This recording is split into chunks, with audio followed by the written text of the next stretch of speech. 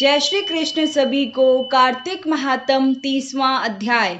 ऋषि गणों ने सूत जी से कहा, हे सूत जी, पीपल का वृक्ष शनिवार को छोड़कर सप्ताह के बाकी दिनों में क्यों नहीं पूजा जाता? सूत जी ने कहा, समुद्र का मंथन करने से जो रत्न देवताओं को मिले थे, उनमें से देवताओं ने लक्ष्मी और कौस्तुभ मणि भगवान विष्णु को दे दी थी। विष्णु भगवान जब लक्ष्मी से विवाह करने के लिए तैयार हुए तो लक्ष्मी ने कहा, प्रभु, जब तक मेरी बड़ी बहन का विवाह नहीं हो जाता, आप मुझ छोटी बहन से विवाह कैसे कर सकते हैं? इसीलिए आप पहले मेरी बड़ी बहन का विवाह कीजिए, बाद में फिर मुझसे विवाह कीजिए, क्योंकि यह प्राचीन नियम है। सूत जी बोले, लक्ष्मी के ऐसे वचन सुनकर विष्णु भगवान ने लक्ष्मी की बड़ी बहन का विवाह उदालक ऋषि के साथ कर दिया। वह अलक्ष्मी बड़ी कुरूप थी, बड़ा मुख, चमकते हुए दांत, वृद्धा के समान शरीर, बड़े बड़े लाल लाल नेत्र और रूखे बाल।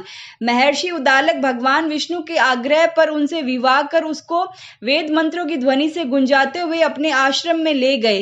वेद ध्वनि से गुंजित हवन के पवित्र धुएं से सुगंधित मनोहर ऋषि आश्रम को देखकर बहुत दुखी हुई।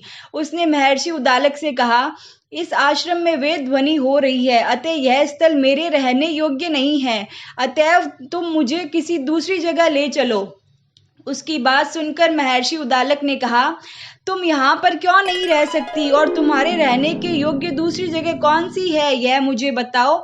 लक्ष्मी जी ने कहा, जहाँ पर वेद ध्वनि होती हो, अतिथियों का सत्कार होता हो, यज्ञ आदि होते हो, उस स्थान पर मैं नहीं रह सकती। जहाँ पर पति पत्नी का आपस में प्यार हो, पितरों के निमित्त यज्ञ होते हो, देवताओं का पूजन हो, वहां पर मैं नहीं रह सकती। जहाँ दिन रात पति पत्नी लड़ते रहते हो और जहाँ से अतिथि लोग सदा निराश लौटते हो, जहाँ पर पूज्य वृद्धों, सत्पुरुषों और तथा मित्रों का अनादर होता हो, जहाँ पर अति कठोर वाणी बोली जाती हो, जहाँ पर दुराचारी, चोर, पर स्त्रीगामी प्राणी रहते हैं, जहाँ पर गौओं का वध, मद्यपान, ब्रह्म हत्या आदि पाप होते रहते हो, वहां पर मैं प्रसन्नता पूर्वक निवास करती हूँ।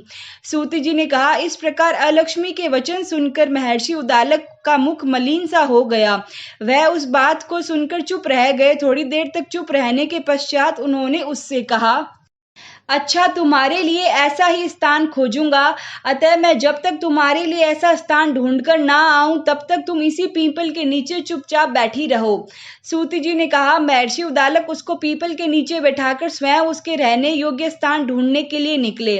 लेकिन जब तक वह बहुत काल तक प्रतीक्षा करने पर भी वापस नहीं लौटे तो अलक्ष्मी रोने लगी। उसका बुरी तरह से रोना श्री लक्ष्मी जी ने बैकुंठ में भी सुना। अपनी बहन का रोना सुन लक्ष्मी जी व्याकुल हो गई।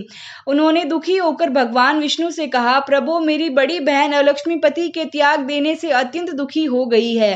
हे नाथ, यदि मैं आपकी प्रिय पत्नी हूं तो आप इसे आश्वासन देने के लिए उनके पास जाइए।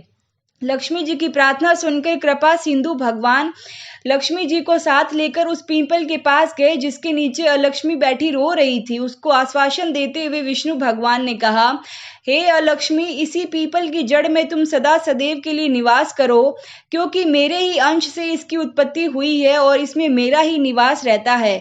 प्रतिवर्ष गृहस्थी लोग तुम्हारा पूजन करेंगे और उन्हीं के घर में तुम्हारी छोटी बहन लक्ष्मी निवास करेगी।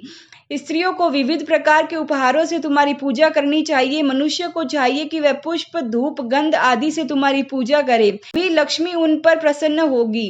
सूत जी ने कहा, भगवान श्री कृष्ण, सत्यभामा तथा पृथु और नारद का संवाद तुम लोगों को मैंने सुना दिया है, जिसके सुनने मात्र से ही मनुष्य के सब पाप नष्ट हो जाते हैं और उसे वैकुंठ लोक की प्राप्ति होती है। तुम लोगों को जो कुछ पूछना हो पूछ सकते हो, उसे मैं विस्तार पूर्वक कहूंगा। सूत जी की बात सुनकर सोनकादि ऋषि महर्षि थोड़ी देर तक प्रसन्न चित्त वहां बैठे रहे। पश्चात श्री बद्री नारायण जी की दर्शन करने के लिए चले गए। जो प्राणी इस कथा को सुनता है और दूसरों को सुनाता है, वह इस संसार में संपूर्ण सुख प्राप्त करता है। 30वां अध्याय समाप्त। जय श्री कृष्ण।